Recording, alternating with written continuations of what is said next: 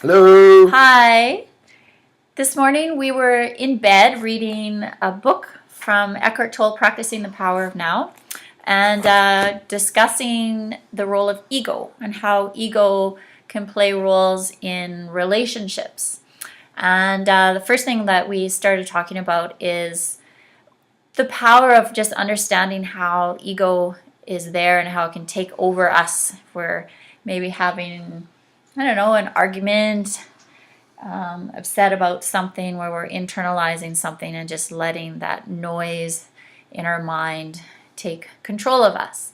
And we had discussed and talked about just our first step, I think, is always being aware of it, just simply knowing the tremendous power and just becoming aware that this ego monkey exists and is taking over what we're doing. What are your thoughts? Yeah, I think the ego monkey.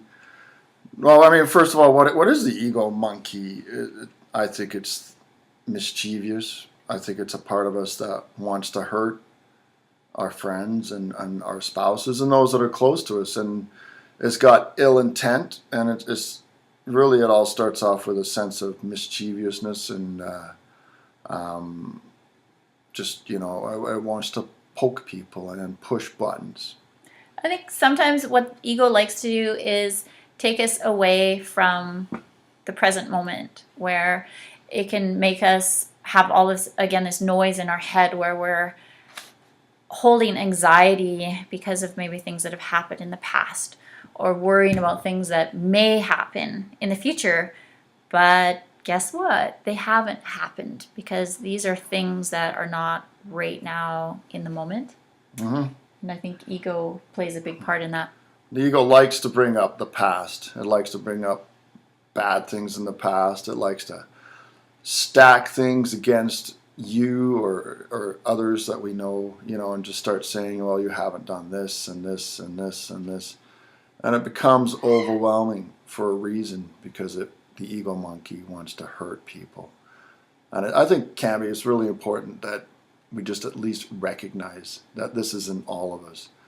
This mischief, this little creature that wants to undermine any strong relationship. And I think what can be difficult at times is it feels good. It does. There's this feeling of power. I think when you're in an argument and you have something to say and you're saying something maybe very hurtful to that other person, Mm-hmm. but it feels good. And even when you're done and you've ranted and raved and marched off whatever you've done, and you have kind of this cleansing feeling where you cleared the air. But I truly think that the reason why you're feeling good at that time is because it's a false sense of good. It's because that ego monkey has been fed, and at that moment it's feeling good about itself. But I think it's temporary, and it's dangerous because it could become cyclical, where down the road then you get into the similar situation, and what happens, that same thing where you blow up and start fighting. Yeah, it's like it digs a hole. You have a fight, and really what you're doing is digging a hole. And then you have the obligation of filling that hole, and you're now obligated to fill it with love and apologies and forgiveness. When the truth is, right from the start, if we just recognized that this little ego monkey is in our heads and wants to start a fight, why dig the hole? And if you just stop yourself and you say, I'm not going to dig this hole, I'm not picking up the shovel, this thing stops right here, right now. And you don't need to say that to you or to your friends or whatever. You just need to say,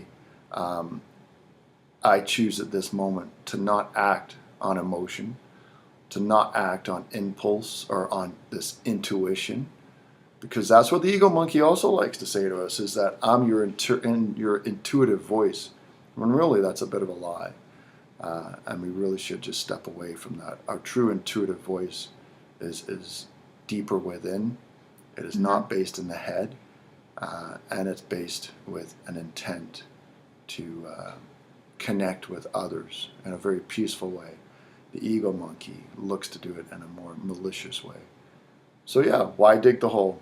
You save yourself a lot of work and you get off that roller coaster right away. If you just say to the monkey, you know, I'm not going to play this game. Mm-hmm. Good.